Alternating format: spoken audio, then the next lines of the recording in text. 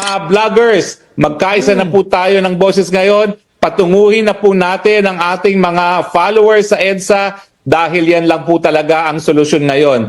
Mahanda naman po ang mga legal na remedyo dyan, pero bukod sa legal na remedyo, bilang isang demokratikong bansa, may karapatan po tayong iparating ang ating saloobin dito sa pangyayari na inaresto na nila ang dating Presidente Rodrigo Roa Duterte. So ako po, ang aking panawagan, balik EDSA po tayo ngayon. Nagtatawag siya ng people power. Lumabas siya dito at mag-lead siya. Pumunta siya una-una sa EDSA at tawagin niya yung mga tao. Eh nagtatakbo siya, tapang-tapang niya. Ang laking kabalbalan yan. Itong mga ganitong klaseng tao, hindi sila leader. Yun, ang sinabi ng NBI, mga kotser. Hong Hang yan, sabi.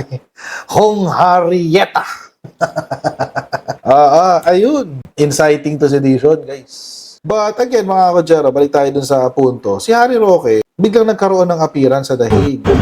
At marami mo nagsasabi, arestuhin na yan si Harry Roque, arestuhin na yan, etc. etc. Alam na natin kung nasaan si Harry Roque, nasa Hague siya. Alam na natin. Arestuhin na yan. Alam niyo mga kotsero, hindi ko kasi ganun kasimple yun. Kahit ako, gusto ko siyang maaresto, pero hindi ko siya ganun kasimple. Huwag natin kalimutan na ang Hague ay out of jurisdiction ng Pilipinas. Oo, wala akong jurisdiction ng Pilipinas dyan. Number one. So, hindi ko tayo pwede basta-basta na lang mag-issue ng warrant of arrest tapos arestuhin siya dyan sa Hague. Pangalawa, mga kotsero, para humaaresto siya, you need a valid warrant of arrest na ipapadala mo sa Interpol. Kaya nga si PBBM, sinigurado niya na ang relationship natin sa Interpol ay malinis at maayos, di ba? PBBM, Duterte's arrest, PH commitment to Interpol. Kaya niya ginawa yan Interpol asks for help and we oblige because we have commitments to the Interpol which we have to fulfill. If we don't do that, they will no longer help us with other cases involving Filipino fugitives abroad.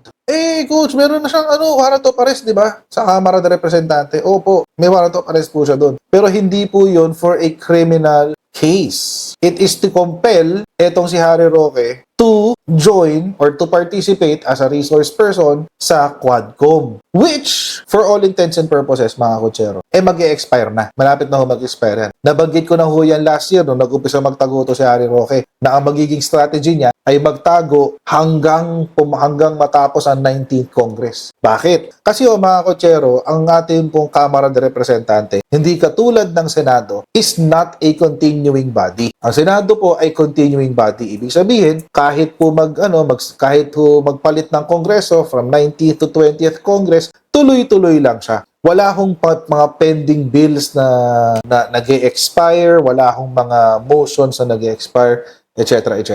Because it is a continuing body. Sa Kamara de Representante po, hindi. Sa Kamara de Representante po, lahat ng aktibidad na ginawa mo pagkatapos ng termino ng 3 taon, tigil lahat yun, back to zero ka. Paano ngayon ang sa Quadcom? Pagpalit ng 19th Congress to 20th Congress, virtually disbanded na ang Quadcom. And all issued by the Quadcom will be moot and academic. Wala na. Moot na siya. Unless, mga kotsero, magko-convene uli ang Quadcom pagkatapos ng 20th Congress, pagpasok nila, magko-convene uli sila at mag-i-issue sila ng bagong warrant of arrest. Pwede yun. Pero hindi ka sigurado kung mangyayari. Unless, mga kotsero, merong valid warrant of arrest, hindi makakatakbo ang Pilipinas sa Interpol para arestuhin si Harry Roque. So kahit po nakita natin siya o nagkaroon siya malakas ang loob ng taong yan na mag-appearance na. Bakit? Mag-i-election na, ilang buwan na lang, ilang linggo na lang, election na. Ilang linggo na lang after that, palit na ng Kongreso. Wala na. Again, subject kung magre-reconvene sa 20th Congress ang Quadcom at magpapatuloy sila ng investigasyon, which I think will not happen anymore. Bakit?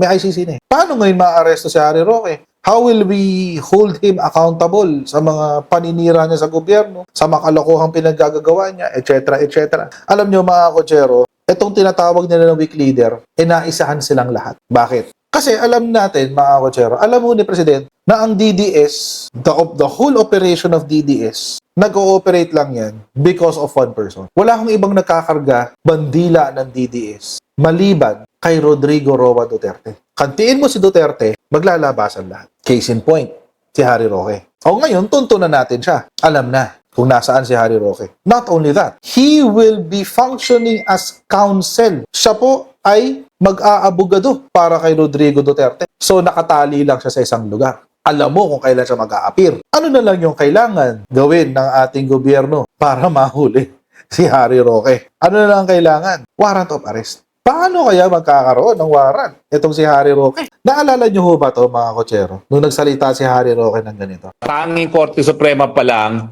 ang makakadesisyon kung meron nga bang bisa ang isang mandamiento de arresto na in-issue ng isang hukuman. Pero ngayon po, mga kapwa vloggers, manawagan na po tayo. Huwag na po tayo umiyak dito sa mga pangyayaring ito na naaresto ang Presidente Rodrigo Roa Duterte. Manawagan na po tayo sa EDSA. Balik EDSA na po tayo. Pwede ba ho? Mga kaibigan, lahat ng mga hindi lang nagmamahal kay Presidente Duterte, lahat na nagbibigay importansya sa soberenya at jurisdiksyon at pagiging malaya ng Pilipinas, kinakailangan po manindigan na tayo. Magtungo na po tayo ngayon sa EDSA. Okay, mga vloggers, magkaisa na po tayo ng boses ngayon. Patunguhin na po natin ang ating mga followers sa EDSA dahil yan lang po talaga ang solusyon ngayon.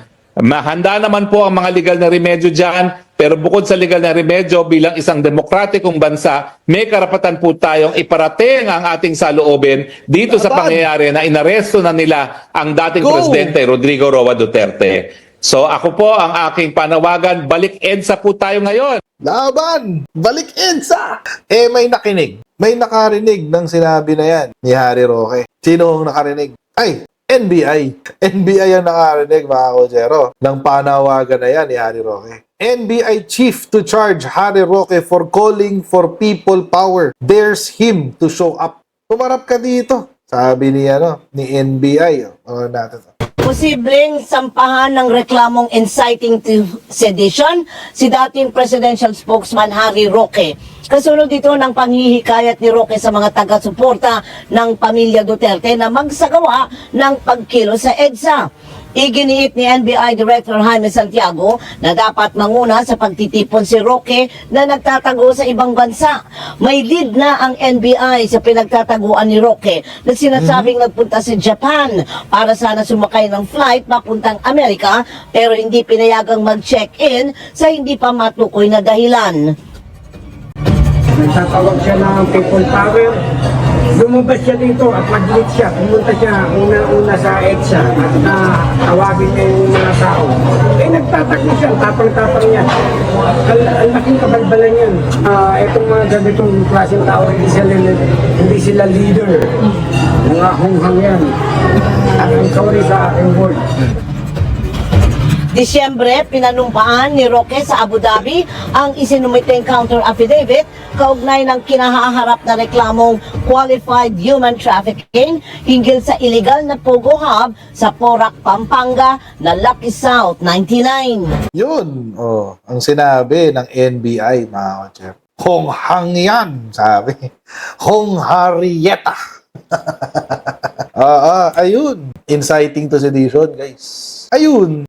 Kapag nag-file ng kaso ang NBI, pwede sila mag-file ng kaso, motu proprio. Pag nag-file sila ng kaso, inciting to sedition, at umabot sa prosecutor, at ang prosecutor sinabi, meron tayong, actually hindi na pala probable cause, no? Ano na ba yung ngayon, tinitignan? Certainty of conviction. Yun ang tinitignan ngayon eh. Ibig sabihin, merong ebidensya na pag tinignan mo, sure ball to, pasok sa banga, convicted ka. Yan. Kasi probable cause, medyo mas mababa pa ng konti yun. Ito, exciting to sedition. Tapos, NBI pa mag-file ng kaso. Pag siya nag-file ng kaso, sinugpi na si Harry Roque, hindi siya nagpunta o hindi siya nag-file ng kanyang affidavit or tugon doon sa charges against him. Automatic yan pupunta sa korte. Pag pinag-aralan niya ng prosecutor, hindi sumagot, wala tayo.